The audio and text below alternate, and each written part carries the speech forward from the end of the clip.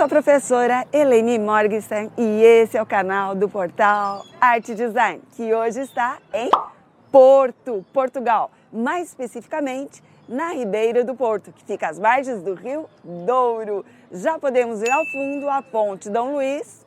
Do outro lado da Ribeira, vocês vão ver daqui a pouquinho, encontra-se Vila Nova de Gaia, que é uma cidade vizinha ao Porto e aonde são vendidos nas caves de vinhos famosos vinhos do Porto. Porto é conhecido como a cidade barroca. E o barroco aqui em Portugal teve 3 fases principais, sendo Barroco Severus, que foi a fase mais tradicional do barroco, de formas mais simples e austeras. A segunda fase foi do Barroco Joanino, onde se destaca a talha dourada e o azulejo, e a terceira fase do Barroco Internacional, aonde aparecem as influências internacionais, inclusive do Brasil. O vídeo de hoje vai falar sobre o Barroco Joanino, mais especificamente talha dourada, e para isso nós vamos conhecer 2 espaços incríveis. Igreja de São Francisco, que recebeu o título de Igreja Forrada de Ouro, e a Igreja de Santa Clara, 2 espaços muito representativos do barroco na cidade do Porto. Nos acompanhe. Obrigado pela dica. Foi uma aula de história. Pode continuar.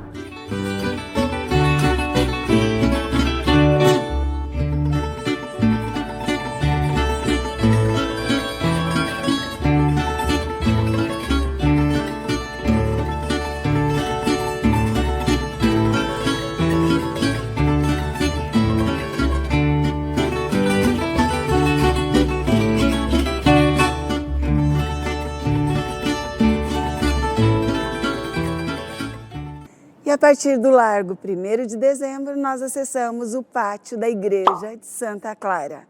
Essa igreja foi edificada no século XV, mas a principal transformação no seu interior, e é por isso que nós estamos aqui, foi no século XVIII, isso mesmo, 1700. Uma belíssima talha dourada que nós vamos ver no interior da igreja. A Igreja de Santa Clara faz parte de um conjunto concluído mais precisamente em 1453. A igreja ainda hoje apresenta a sua arquitetura original gótica, mas que foi alterada ao longo dos anos. O seu interior apresenta um dos melhores exemplares das igrejas forradas a ouro do Barroco Joanino, em que a nave é magnificamente decorada em talha dourada e policromada. A talha dourada é uma técnica escultórica em que a madeira é esculpida e posteriormente revestida por uma película de ouro, uma folha finíssima de ouro, ficando dourada. Esta técnica está associada à arquitetura de influência barroca, principalmente. Para um trabalho de talha dourada, eram necessários vários artesãos sob a orientação de um mestre. A talha dourada é das expressões artísticas mais abundantes em Portugal. Está intimamente ligada à decoração interna das igrejas, impressionantes conjuntos retabulares, catedrais, salões nobres, palácios e edifícios públicos. Em Portugal, esta técnica desenvolveu-se a partir da época gótica, adquirindo seu esplendor máximo durante o reinado de Dom João V. Essa técnica é um método relativamente simples de transformar um espaço num local luxuoso de ostentação, porque o processo consiste em esculpir a madeira e cobri-la com ouro. A talha dourada torna-se mais impressionante do que outros tipos de decoração, tecnicamente mais exigentes, como é o caso da escultura e da pintura. A talha é a forma decorativa ideal para uma época de crise econômica e de valores, ruptura entre católicos e protestantes. Para além dessa técnica ser mais deslumbrante, é também mais econômica, pois dá uma sensação de riqueza, adaptando-se facilmente a todas as orientações da Igreja Católica. O retábulo torna-se um conjunto de caráter arquitetônico desenhado por arquitetos e adaptado pelo artífice à sua técnica pessoal, recebendo alguma escultura ou pintura em escala menor do que seria necessária sem o enquadramento da talha dourada. O retábulo funciona como uma moldura luxuosa e, em Portugal, encontram-se concentrados a maioria dos seus exemplares. No entanto, é possível encontrar, no Brasil, obras dignas de destaque. Em Portugal e no Brasil, a fase mais monumental da talha dourada é o período barroco. O sul do Brasil, mais especificamente Santa Catarina, foco de nossas pesquisas recentes, possui interessantes edificações do período barroco, com influência portuguesa e aplicações da talha dourada e policromada. Destacamos nesse vídeo algumas das igrejas situadas em Florianópolis, capital do estado. A Igreja Nossa Senhora das Necessidades, no bairro Santo Antônio de Lisboa, criada por volta de 1750, constitui um significativo acervo, sendo considerada um dos mais belos exemplares do barroco no sul do Brasil. A igreja possui uma fachada simples, característica do barroco tradicional. Em seu interior,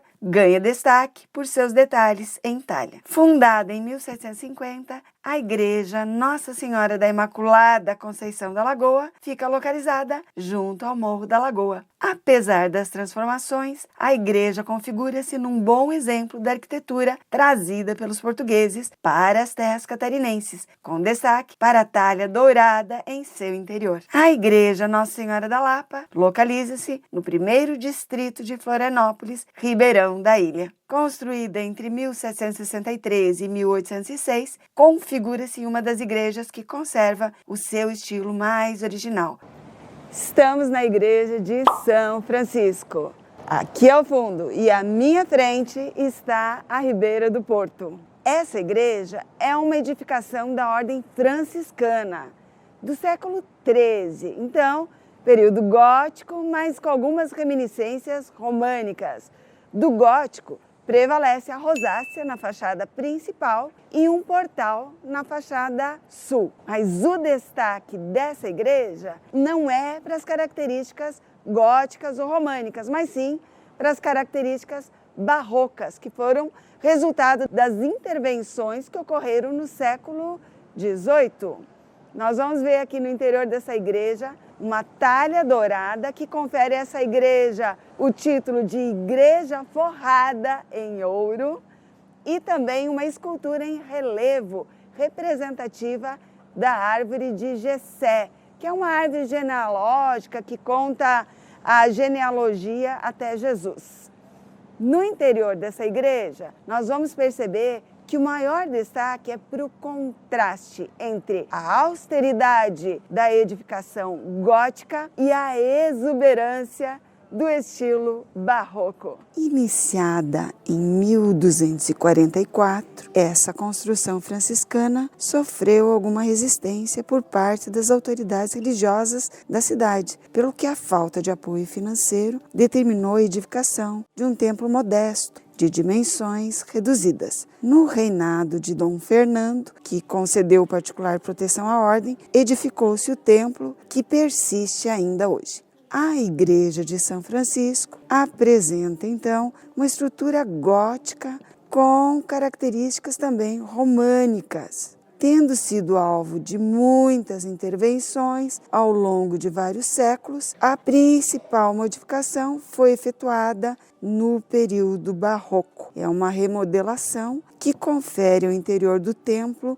uma importância gigantesca no contexto das grandes obras desse período. Para além da concepção e aplicação da exímia talha dourada, o destaque vai também para a árvore de Jessé, esculpida em madeira polícroma. A árvore de Jessé é uma representação artística da árvore genealógica de Jesus Cristo a partir de Jessé, pai do rei Davi. É citado no Antigo Testamento da Bíblia Sagrada, em Isaías 11, versículos 1 a 3. Porque brotará um rebento do trono de Jessé, e das suas raízes um renovo frutificará. No Novo Testamento, a linhagem de Jessé é traçada por dois escritores dos evangelhos, Mateus e Lucas.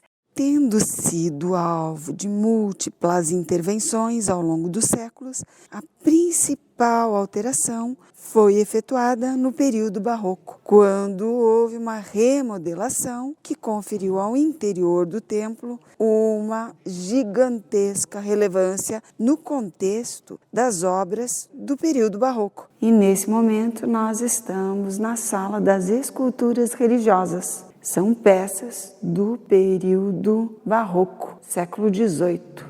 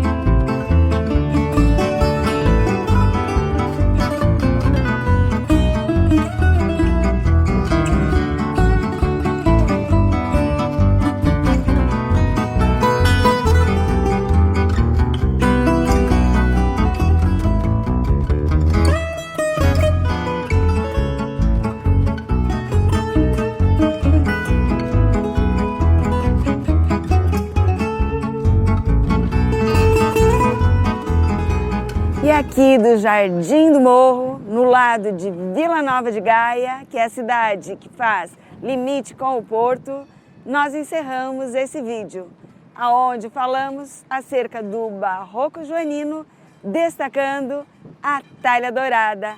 E finalizamos com essa vista maravilhosa do Rio Douro e da Ribeira do Porto.